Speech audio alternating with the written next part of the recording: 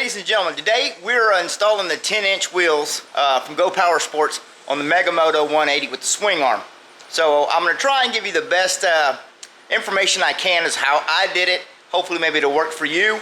And now keep in mind, the measurements and how I did this is only going to work on the swing arm. So if you got the 10-inch wheels and you're putting them on an old school vintage frame without the swing arm, then this video really might not help you. But the way I measured things, it might help you with installing them on your application for your bike. So I'm going to spin you around, kind of give you a walkthrough. I am doing this one-handed and holding the camera by myself, so trying to keep from knocking the bike in the floor. But I'm going to show you kind of how I mocked everything up. So let's take a look at it. So what we did is we're working on the back here, and what I did is I got the bike kind of propped up. I went ahead and took everything off the swing arm. Obviously you can see I painted it. But I found it a lot easier to try and get the measurements on and off with the shocks, the chain, and everything off of it to be able to move the arm, the swing arm up and down. Like I said, I took all this stuff off, but I got the hub adapter mounted, got it tight, and just threw a sprocket on here of just whatever I had laying around just to mock everything up, make sure it's going to fit. Now down inside here, if I could zoom in for you, the head of these bolts. Zoom in, there we go. The head of these bolts get real close to the swing arm, and that's going to be close. So what I did is I started from the brake caliper side. I got over here, mounted the brake caliper. So once you mount the brake caliper, if you start from this side, then everything's basically going to get lined up because your rotor's already tight, your sprocket, your rotor will be good and tight onto the wheel, and then your brake caliper and all that will basically line everything up for you. Then you can come over here to the left side of the bike, double check all the clearance, and then get your measurement. Trying to get the measurements from down inside that little bitty hole from the bearing to the outside of the frame was kind of tricky. So I got you some measurements. Like I said, these might help you. You can always cut your spacers, which I have down here. I'll show you the measurements and give that to you so you'd be pretty close. Now I've made my spacers pretty tight to fit in here, so there was no play in between the swing arm. I actually had to kind of pull the swing arm out just a little bit to get the spacer up inside of here when I put the axle bolt through. And I don't think it really matters, but I put my axle bolt through the left side of the bike, which the nut will be on the brake caliper side.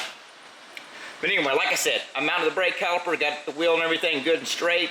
My chain track from where the chain to the sprocket was good and true, and I had enough clearance on the other side. So I'll put it on there, kind of show you how I mocked all that stuff up, then we'll give you some measurements. Alright, so I got my brake disc already mounted, and if you were running 6-inch before and you had this caliper that comes in the kit, you'll be using these front two holes. You don't have to change the line or anything. I just rerouted the brake line, and you move it to the back two holes. Drop your caliper from the front right here to the back, and I got this all bolted, got these two bolts tight. That will kind of true up your disc and everything to keep everything where you want it. Now, like I said, I don't have my spacers in here right now because I'm fixing to show you the measurements on them, but that was able to get me lined up on this side to make sure I had enough clearance. Now, it's going to be tight down here for these bolt heads. If I can zoom in, get my hand out of the way, it will be tight there. Like I said, I made my spacers a little bit longer, so I would start cutting them longer. You can always sand them down, shave them down. That way I could pull this swing arm. This camera don't want to zoom. Pull this swing arm out a little bit so you have plenty of clearance on that side.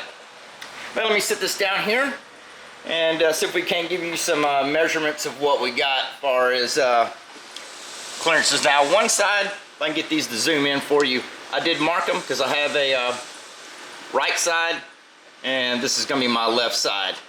And the left side was just a little bit on the longer side, not by much.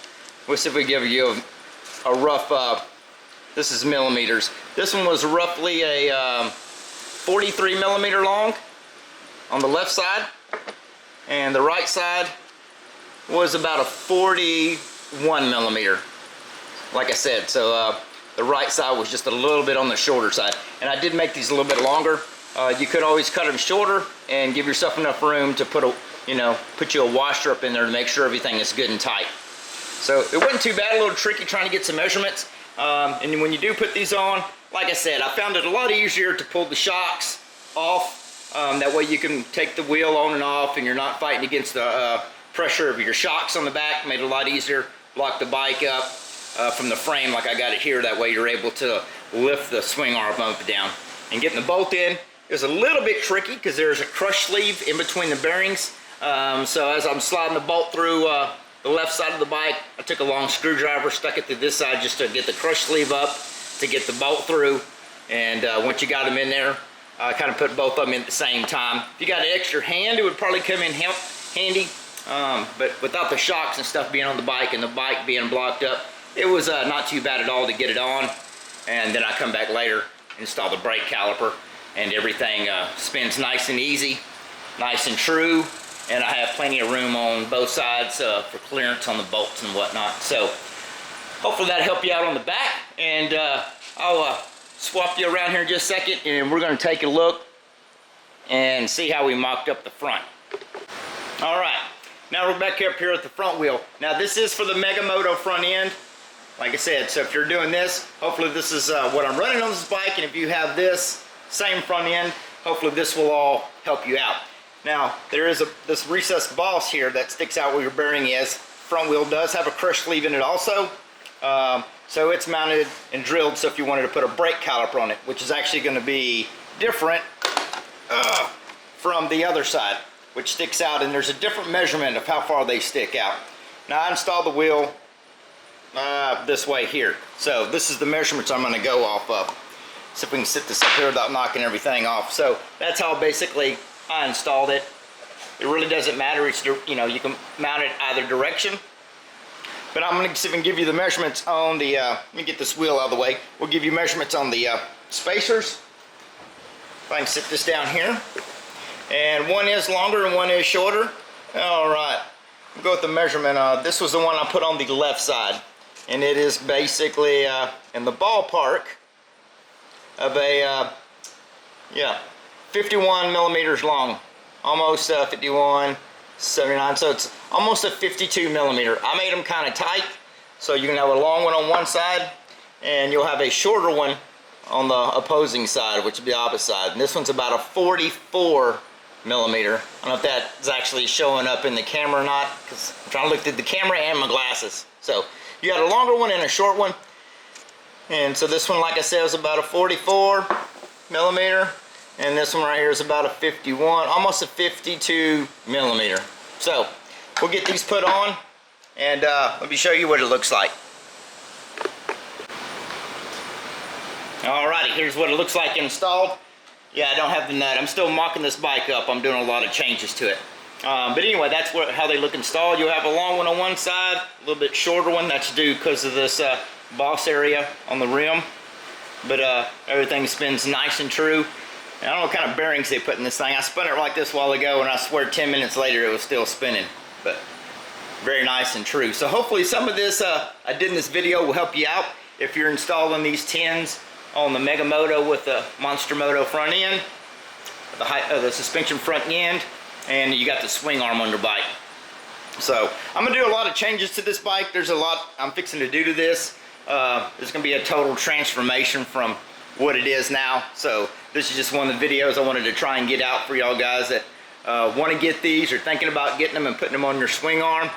So make sure and like the video, and if you want to subscribe to the channel, because there's going to be other stuff I do to this bike that might help you out down the road if you're installing the tins on this bike or this type of setup with the swing arm.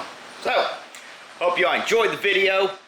Make sure and give it a thumbs up if you liked it. If you're new, subscribe. I guess we'll see y'all in the next one. We get more stuff done at this Mega Moto 80. But those tins sure make it look nice. Alright folks, we'll see y'all later. Y'all take care. Have a good one.